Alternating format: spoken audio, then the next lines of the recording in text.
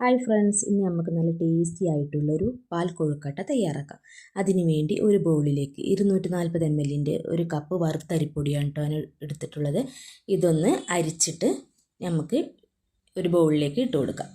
ഇനി ഇതിലേക്ക് 1 ടീസ്പൂൺ നെയ്യ് ചേർത്ത് കൊടുക്കാം, 2 നുള്ളു ഉപ്പ് ചേർത്ത് കൊടുക്കാം. ഇനി പൊടി അളന്ന കപ്പിൽ 1 കപ്പ് തിളച്ച വെള്ളം ചേർത്ത് ഇതൊന്ന് മിക്സാക്കി എടുക്കണം. പത്തിരിയുടെ മാവിൻ്റെ അത്ര ടൈറ്റ് വേണ്ട, നല്ല അധികം ലൂസും ആവരുത്. മാവ് ഇതുപോലെ ഒന്ന് ആക്കിയെടുക്കണം. ഇനി ഇതൊന്ന് കുഴച്ചിട്ട് നമുക്കത് മാറ്റി വെക്കാം. ഇനി ഒരു പാൻ അടുപ്പത്തേക്ക് വെച്ച് ചൂടാക്കി 1/2 ലിറ്റർ പാൽ ഒഴിച്ചു കൊടുത്ത് ഒന്ന് തിളപ്പിച്ചെടുക്കണം. തിളക്കുന്ന നേരം കൊണ്ട് നമ്മൾ ഉണ്ടാക്കിയ മാവിൽ നിന്ന് കുറേശ്ശെ എടുത്ത് ചെറിയ ഇതുപോലെ ബോൾസ് ആക്കി എടുക്കണം. വളരെ ചെറുതായിട്ട് എടുക്കണം കേട്ടോ.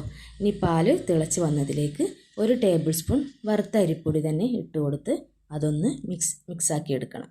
പൊടി മിക്സായതിന് ശേഷം മാവ് ഉരുളയാക്കി വെച്ചത് ഓരോന്നായിട്ട് നമുക്ക് ഈ പാലിലേക്ക് ഇട്ട് കൊടുത്ത് 1 മിനിറ്റ് കഴിഞ്ഞതിന് ശേഷം ഇളക്കി കൊടുത്താൽ മതി കേട്ടോ, അല്ലെങ്കിൽ ഈ ഉരുളകളൊക്കെ പൊടിഞ്ഞു പോകും. പിന്നെ അടിയിൽ പിടിക്കാതെ നമ്മൾ ഇളക്കിക്കൊണ്ടേ ഇരിക്കണം കേട്ടോ, പെട്ടെന്ന് അടിയിൽ പിടിക്കുന്നത്. ഇനി ഇതിലേക്ക് 1/2 കപ്പ് പഞ്ചസാര ചേർത്ത് ഇളക്കി കൊടുക്കാം. 4 ഏലക്കായുടെ കുരു ഇതിലേക്ക് ചേർത്ത് കൊടുത്ത് അതും കൂടെ ഇളക്കി നല്ലോണം മിക്സാക്കി എടുക്കാം. ഒരു 5-6 മിനിറ്റ് ഈ ഉരുളകളൊക്കെ ഒന്ന് വേവുന്ന സമയം നമുക്ക് തീ ചെറിയ ഫ്ലെയിമിലിട്ടിട്ട് ഒന്ന് വേവിച്ചെടുക്കണം. ഒരു 6 മിനിറ്റിന് ശേഷം ലാസ്റ്റായിട്ട് ഞാനിതിലേക്ക് 1 കപ്പ് തേങ്ങാപ്പാൽ കൂടെ ചേർത്ത് കൊടുത്ത് ഇളക്കി മിക്സാക്കി എടുത്തിട്ടുണ്ട്. തേങ്ങാപ്പാൽ ചേർത്താൽ പിന്നെ തിളപ്പിക്കരുത് കേട്ടോ, അപ്പോൾ നമ്മളെ പാല് പിരിഞ്ഞു പോകും. നല്ല ടേസ്റ്റുള്ള, എല്ലാവർക്കും ഒരുപോലെ ഇഷ്ടപ്പെടുന്ന പാൽ കൊഴുക്കട്ട റെഡി ആയിട്ടുണ്ട് കേട്ടോ. സംഭവം പൊള്ളി ടേസ്റ്റാണ്.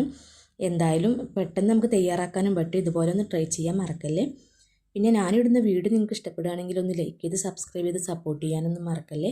പുതിയ വീഡിയോസുമായിട്ട് വീണ്ടും വരാം. Thanks for watching.